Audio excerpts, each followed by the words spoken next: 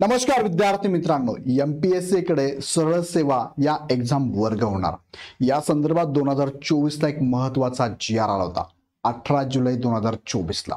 त्या जीआर मध्ये त्यांनी सांगितलं होतं की 2026 पासून सगळ्या एक्झाम ह्या एमपीएससी कडे वर्ग होतील, गट ड आणि गट क मधलं वाहन चालक सोडून। सो या संदर्भात आता 2025 संपत आलेला आहे, इवन तो 2च महिने शिल्लक आहे।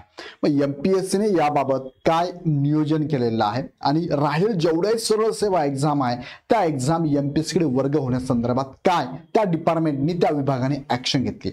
आजचा एक महत्त्वाचा जीआर पण मी तुम्हाला दाखवतो। 29 ऑक्टोबर 2025 चा जीआर आहे। ह्या जीआर मार्फत या संदर्भात पदभरतीची जाहिरात एमपीएससी घेणार की नाही ते पण तुम्हाला क्लिअर कट होऊन जाईल। सो आजच्या व्हिडिओमध्ये आपण समजून घेऊया। पाठीमागचा एक जीआर मी परत एकदा तुम्हाला रिप्रेझेंट करतो, तो जीआर पण दाखवतो ज्यामधून आपल्याला कळेल की एमपीएससी एक्झाम कधीपासून घेणार आहे, कोणत्या पदांसाठी परीक्षा घेणार आहे, सध्याची अपडेट काय आहे, त्यामध्ये सुरुवात झाली का ते पण आपण थोडक्यात समजून घेऊया। ओके, चला मुख्य मुद्द्याकडे जाण्यापूर्वी मला सांगू इच्छितो पहिला जीआर बघा, जो जुना जीआर आहे 18 जुलै 2024 ला आलेला जीआर आहे। कशा संदर्भातला आहे हा संदर्भ आहे? राज्य शासनाच्या अखत्यारीतील सर्व शासकीय कार्यालयातील गट ब अराजपत्रित गट क वाहन चालक सोडून संवर्गातील पदे सरळ सेवेने महाराष्ट्र लोकसेवा आयोगामार्फत भरण्याबाबत। यामध्ये गट ड ची पद मात्र एमपीएससी कडे येणार नाहीये, गट क ची येणार, पण गट क मधली वाहन चालक सोडून आणि गट ब ची अराजपत्रित सुद्धा येणार आहे। आतापर्यंत जेवढे एक्झाम तुम्ही दिलेले आहेत बघा, बऱ्याचशा झेडपीच्या एक्झाम आहे, त्यानंतर नगर परिषद आहे, महानगरपालिका आहे, जेवढे एक्झाम्स आहेत त्या सगळे आता एमपीएससी कडे वर्ग होणार असं हे जीआर सांगताय। हा जो जीआर आहे यामधले महत्त्वाचे मुद्दे मी तुम्हाला सांगतो काय आहे बघा। यातला 6 नंबरचा आणि इथे 7 नंबरचा महत्त्वाचा मुद्दा मी तुम्हाला डायरेक्टली जीआर कडे घेऊन जातो। बघा हा जीआर आहे 18 जुलै 2024 चा जीआर आहे आणि यामधल्या महत्त्वाच्या मुद्द्याकडे म्हणजे 6 नंबरचा मुद्दा जो शासन निर्णय झालाय तो तुम्हाला मी दाखवतो। बघा शासन निर्णय मधला 6वा मुद्दा मी तुम्हाला दाखवतोय। बघा हा 6वा मुद्दा तुमच्या समोर आहे। यात काय सांगितलं समजून घेऊया। सामान्य प्रशासन विभाग शासन निर्णय क्रमांक 21 नोव्हेंबर 2022 अन्वये टीसीएस बघा इथे त्यांनी मेन्शन केलंय टीसीएस कंपनी सरळ सेवेच्या एक्झाम सध्या ऑनलाईन स्वरूपात कोण घेते बरं? टीसीएस आणि आयबीपीएस घेते। त्यापैकी पहिली कंपनी आहे टीसीएस। टीसीएस कंपनीचे दर 3 वर्षासाठी म्हणजेच दिनांक 31 डिसेंबर 2025 पर्यंत म्हणजे आता संपणार आहे पर्यंत लागू राहणार आहेत। तसेच आयबीपीएस दुसरी कंपनी आहे, आयबीपीएस सगळ्यांना सुपरिचित अशा कंपन्या आहेत। आयबीपीएस कंपनीच्या दरात बदल झाल्यास संबंधित प्रशासकीय विभागांनी वित्त विभागाची मान्यता घेऊन नवीन दर लागू करावायचे आहेत। पण आयबीपीएस ला लिमिट दिलंय का? दिलंय। पुढे बघा काय सांगितलंय, ज्या प्रशासकीय विभागांचे यापूर्वी कंपन्यांशी करार होऊन पदभरती प्रक्रिया सुरू झाली आहे किंवा ज्या विभागांना रिक्त पदे तातडीने भरणे आवश्यक आहे अशा संबंधित प्रशासकीय विभागांना शासन निर्णय दिनांक 4 मे 2022 नुसार 21 नोव्हेंबर 2022 आणि शासन निर्णय 14 फेब्रुवारी 2023 प्रमाणे दिनांक बघा इथे त्यांनी मेन्शन केलंय। काय मेन्शन केलंय? त्यांनी मेन्शन केलंय 31 डिसेंबर 2025 पर्यंत पदभरतीची कार्यवाही करणं गरजेचं आहे। म्हणजे आयबीपीएस साठी जर तुम्हाला करार करायचा असेल आणि घ्यायचा असेल, पदभरती करायची असेल तर 31 डिसेंबर 2025 पर्यंत तुम्ही करार करू शकता, त्याच्यानंतर करू शकत नाही। का करू शकत नाही? तर 7वा पॉईंट तोच आहे बघा, 7वा पॉईंट तोच आहे। त्यात सांगितलं बघा, राज्य पातळीवरील भरती करावयाची समितीने शिफारस केलेली पदे बघा यासाठी एक समिती नेमलेली होती, त्या समितीने शिफारस केलेली पद म्हणजे विभागाकडून ती शिफारस ती एमपीएससी कडे पाठवणार होते, म्हणजे समन्वय साधणार होते विभाग, डिपार्टमेंट, वेगळं डिपार्टमेंट आणि एमपीएससी मध्ये। ही पदे महाराष्ट्र लोकसेवा आयोगाकडे कक्षेत आणण्याची कारवाई प्रशासकीय विभागाने तातडीने पूर्ण करावी जेणेकरून सदर पदे महाराष्ट्र लोकसेवा आयोग म्हणजेच एमपीएससी कडे भरता येतील। तथापि दिनांक 1 जानेवारी 2026 आता हा एक महत्त्वाचा मुद्दा मी परत इथे अंडरलाईन करतो। 1 जानेवारी 2026 पर्यंत जी पदे महाराष्ट्र लोकसेवा आयोगाच्या कार्यकक्षेत येणार नाहीत त्या पदांच्या पदभरतीच्या कार्यपद्धतीबाबत समन्वय समिती शासनास शिफारस करेल व शासनाच्या मान्यतेने पदभरतीच्या कार्यपद्धतीबाबत सामान्य प्रशासन विभाग नवीन धोरण निश्चित करेल। आता यामध्ये हा प्रश्न आहे की ठीक आहे की एमपीएससी कडे वर्ग होणार आहे 1 जानेवारी 2026 पासून, मग या संदर्भात जे सामान्य प्रशासन नवीन धोरण निश्चित करणार त्याबद्दल अजून काही अपडेट नाहीये। एमपीएससीने तर म्हटलं आम्ही एक्झाम घेऊ, पण एमपीएससी नियोजन करू शकते का? एमपीएससी कडे एवढं मनुष्यबळ आहे का? असे बरेचसे प्रश्न आहेत, ते पण मी तुम्हाला सांगतो। पण सध्या एक लक्षात घ्या की 1 जानेवारी 2026 पासून या जीआर नुसार सरळ सेवेच्या एक्झाम या एमपीएससी कडे वर्ग होणार होत्या।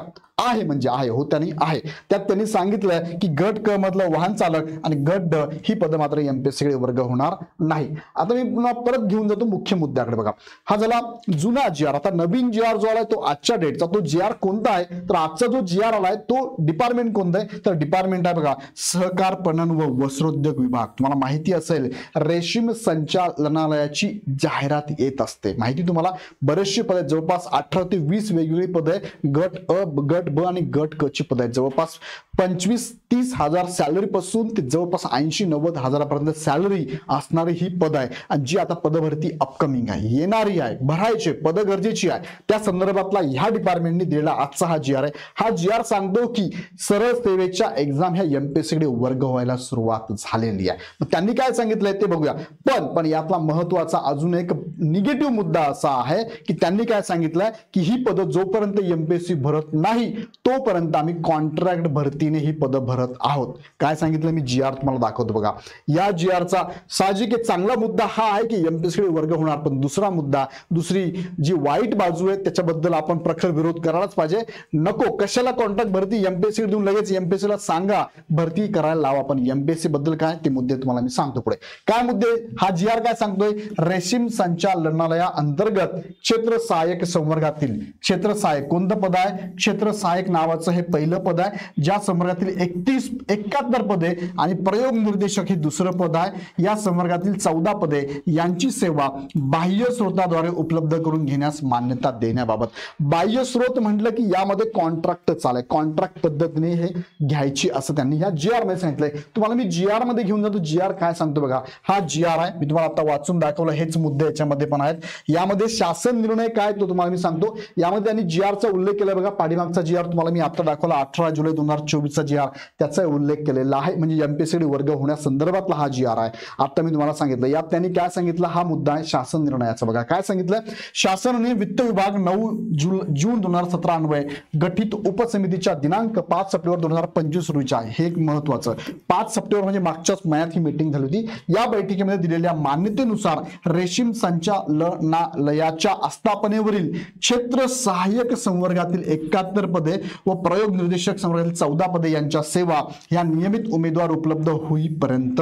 इथे मी अंडरलाईन करतो. त्यांनी काय सांगितलं इथे सांगितलंय नियमित उमेदवार उपलब्ध होईपर्यंत अथवा 11 महिने यापैकी प्रथम घडेल इतक्या कालावधीकरिता बाह्य यंत्रणेकडून घेण्यास खालील अटींच्या अधीन राहून याद्वारे शासन मान्यता देण्यात येत आहे. काही शासन मान्यता तुम्ही देत आहे त्यांना कॉन्ट्रॅक्ट पद्धतीने घ्यायला, एमपीएससी ला सांगून घ्यायला लावा ना. एवढे दिवसापासून शिक्षक भरती, शिक्षक अजून भरती होत नाहीये. कितीतरी असे विभाग आहे की ज्या विभागामध्ये अजूनपर्यंत बऱ्याचशा रिक्त जागा असून भरल्या जात नाही. मग तुम्हाला हाच विभागाने ही पदं कशी का जाणवली.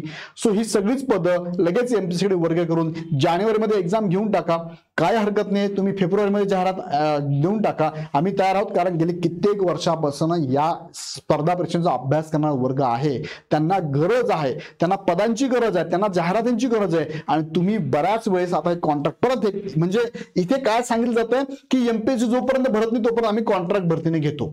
म्हणजे तुम्ही एका बाजूला सांगतात की यस आम्ही एमपीएससी ला दिलेलं आहे, एमपीएससी भरणार आहे, पण जोपर्यंत एमपीएससी भरत नाही तोपर्यंत कॉन्ट्रॅक्ट भरतीवर. म्हणजे तुम्ही तुमचं काम घेऊन जाताय पुढे. गरज आहे ना, मग शासकीय कर्मचाऱ्यांची गरज आहे ना, कॉन्ट्रॅक्ट बेसवर का घेतात आहे. म्हणजे नेमकं प्रकरण आम्हाला इथे पण प्रॉब्लेम आहे, लक्षात घ्या. आता पुढे त्यांनी काय सांगितलं बघा, त्यांनी हा मुद्दा सांगितला आहे प्रस्तुत पदांची भरती महाराष्ट्र लोकसेवा आयोगामार्फत करण्यात येत असल्याने, म्हणजेच काय हे कन्फर्म झालंय की गट क ची आता सरळ सेवेची रेशीम संचालनाची पद हे एमपीएससी भरणार आहे. आता टीसीएस आयबीपीएस एक्झाम येणार नाही रेशीमची, समजलं तुम्हाला. नियमित उमेदवार उपलब्ध होईपर्यंत किंवा 11 महिने यापैकी इतका घडेल इतक्या कालावधी संबंधित पदभरती कर्मचारी बाह्य घेता येतील असा निर्णय झाला त्यांच्या बैठकीमध्ये. सदर पदे बाह्य यंत्रणेमार्फत भरताना वित्त विभागाचा शासन निर्णय हा 22चा तो लक्षात घ्यावा असं त्यांनी सांगितलंय. त्यानंतर उपलब्ध करून घेण्यास वित्त विभागाने वेगवेगळे शासन निर्णय जे काढले ते पण तुम्ही लक्षात घ्या असं त्यांनी सांगितलेलं आहे. सो इथे मला एक दोन मुद्दे इथे तुम्हाला क्लिअर करायचे, दोन कोणते मुद्दे? पहिला मुद्दा की सरळ सेवेची एक्झाम एमसीए कडे जाणार आहे हे याच्यावरनं लक्षात येत आहे. दुसरा मुद्दा, याच्या आड मात्र अशा प्रत्येक विभागाने असा काय निर्णय घेऊ नये की आम्ही जोपर्यंत एमपीएससी भरती करत तोपर्यंत आम्ही कॉन्ट्रॅक्ट पद्धतीने घेतो, असं चालणार नाही. मग पुढच्या वर्षात एमपीएससी घेणार नाही तर मग असं चालणार का? का घेऊ शकत नाही एमपीएससी ते पण सांगतो. पण बिफोर दॅट इग्नाइट अकॅडमीने आतापर्यंत टीसीएस आयबीपीएस पॅटर्नने शिकवणाऱ्या बॅचेस पण घेतल्या. इग्नाइट अकॅडमी एमपीएससी मध्ये पण काम करते. 2022 ला, 23 ला, 24 ला, 25 ला आपण बॅचेस घेतल्या एमपीएससी कंबाईनच्या. तुमच्या समोर आहे आता लेटेस्ट बॅच तुमच्या समोर आहे एमपीएससी ची 2025 ची बॅच आहे. त्यानंतर तुम्हाला इथे दिसू शकेल राज्यसेवेची बॅच पण इग्नाइट अकॅडमीने घेतलेली आहे. त्याचबरोबर एमपीएससीच्या 2022 च्या बॅचेस आहे, 2025 च्या बॅचेस आहे, 2024 च्या 23 च्या पण बॅचेस आपण घेतलेल्या आहेत. त्यानंतर आपल्याकडे आरटीओ एमयूआय मेन्सचं पुस्तक पण अवेलेबल आहे. त्यानंतर एमपीएससी सक्सेस मास्टर 22,000 क्वेश्चन्स त्याच्यामध्ये टाकलेले आहे असं इंग्लिश मीडियमचं पुस्तक सुद्धा आपल्याकडे अवेलेबल, ज्यामध्ये एमपीएससी सगळे प्रश्न आहेत. सो एमपीएससी मध्ये इग्नाइट अकॅडमीची टीम पण भरपूर काम करते. तुम्हाला इथे टीम पण बघायला मिळते. ही टीम सगळे बघा इथे टीम काम करते. आता यामध्ये बघा प्रश्न उपस्थित हा होतो की हे कळलं आम्हाला आता एमपीएससी कडे ह्या एक्झाम वर्ग होणार आहे. 1 जानेवारी 26 पासून एमपीएससी एक्झाम घेणार. पण प्रश्न काय बघा, पहिला प्रश्न, एमपीएससी ला वेळ लागणार, कॉन्ट्रॅक्ट भरती होणार का? म्हणजे एमपीएससी ला वेळ लागणार ह्या नावाखाली तुम्ही कॉन्ट्रॅक्ट भरती तर करणार नाही ना, याचं उत्तर आपल्याला अपेक्षित आहे. दुसरं, एमपीएससीने अजून याबाबत एसओपी केलेलीच नाहीये. एमपीएससीने काही म्हटलंय का बाबा पुढच्या वर्षी आम्ही घेणार? म्हटलंय घेतो आम्ही, पण त्या संदर्भात स्टँडर्ड ऑपरेटिंग प्रोसेस काय असेल बाबा? सगळ्या एक्झाम तुम्ही प्रत्येक महिन्याला एक्झाम घेणार का? की जसं टीसीएस आयबीपीएसला जड जातं हे एक्झाम घेणं, मग तुम्ही ऑनलाईन बघा पुढचा प्रश्न तोच आहे, परीक्षा ऑनलाईन घेणार आहे ऑफलाईन घेणार ते पण आम्हाला कळवलं नाही. तुम्ही परीक्षेचा पॅटर्न कसा असेल ते पण कळवलं नाही. सिलेबस कसा असेल, स्वरूप कसं असेल, कंटेंट काय काय असेल, प्रश्न कसे असतील हे कळवलं नाही अजून. त्यानंतर ह्या सगळ्या सरळ सेवेची एक्झाम एकच तुम्ही घेऊन एक पात्रता परीक्षा घेऊन नंतर मेन्स घेणार आहात का? याबद्दल एमपीएससी काही अपडेट म्हणजे एसओपीच रेडी नाही अजून एमपीएससी कडनं. असं रेडी तर आपल्यापर्यंत आलीच नाही अजून. परत एमपीएससी आवश्यक, एमपीएससी कडे बघा आवश्यक अधिकारी आणि कर्मचारी आहेत का? तेवढं मनुष्यबळ आहेत का? आता रिसेंटली आतापर्यंत जर बघितलं तर एमपीएससी मध्ये अजूनही मनुष्यबळ तेवढंच आहे जेवढं होतं. मग या सगळ्या सरळ सेवेच्या एक्झाम जर एमपीएससी घेणार ती प्रोसेस कधी करणार तुम्ही? याला मग परत तुम्ही 6 महिने 1 वर्ष घेणार का? आणि मग या 1 वर्षाच्या नावाखाली सगळे कॉन्ट्रॅक्ट भरतीच करणार का? असा पण प्रश्न उपस्थित होतो. एमपीएससीचं नियोजन कधी करणार आणि कधी विद्यार्थ्यांना कळवणार हा पण प्रश्न आहे. सो याबद्दल तुम्हाला काय वाटतं मला कमेंटमध्ये कळवा. पण या व्हिडिओच्या माध्यमातून मी सगळ्यांपर्यंत पोहोचवू इच्छितो की एमपीएससी एक्झाम घेणार हे फायनल आहे. जीआर पण सांगतोय 1 जानेवारी 2026 पासून एमपीएससी एक्झाम घेणार. पण एमपीएससीचं नियोजन झालंय का? कर्मचारी आहेत का? अधिकारी आहेत का? याबाबत काय एसओपी त्यांची बनलेली आहे? स्वरूप एक्झामचं कसं, एमपीएससी कसं मुलांना कळवणार आहे? हे सगळे प्रश्न मात्र अजूनही अनुत्तरित आहेत. यावरती लवकरात लवकर एमपीएससीनी, सरकारने, संबंधित डिपार्टमेंटनी आणि त्या समन्वय समितीने सुद्धा विचार करून लवकर विद्यार्थ्यांपर्यंत माहिती पोहोचव हीच एक अपेक्षा आहे. याबद्दल तुम्हाला काय वाटतं मला कमेंटमध्ये नक्की कळवा. पण एक चांगली महत्वाची आनंदाची बातमी आहे की आता एमपीएससी कडे ह्या सरळ सेवेच्या एक्झाम होणार आहे वर्ग. फक्त आता इथून पुढची प्रोसेस एकदम ट्रान्सपरन्सी व्हावी हीच एक अपेक्षा आहे. परत एकदा सांगतो तुम्हाला हा व्हिडिओ तुमच्यासाठी मी घेतलाय. तुम्हाला काय वाटतं मला कमेंटमध्ये कळवा. आवडला तर लाईक करून तुमच्या सगळ्या ग्रुपला नक्की शेअर करा जेणेकरून त्यांच्यापर्यंत माहिती पोहोचेल. आणि आता इथून पुढचा अभ्यास तुम्हाला एमपीएससीच्या वेणी करावा लागणार आहे ते पण लक्षात घ्या. यासाठी तुम्हाला इग्नाइट अकॅडमीचा ऍप पण अवेलेबल आहे, यावरती बॅचेस पण अवेलेबल आहे. हवी ती बॅच आपण परचेस करू शकता. अडचण असेल या नंबरला कॉल करू शकता. चला तर पुन्हा भेटूया नेक्स्ट व्हिडिओमध्ये. खूप खूप धन्यवाद.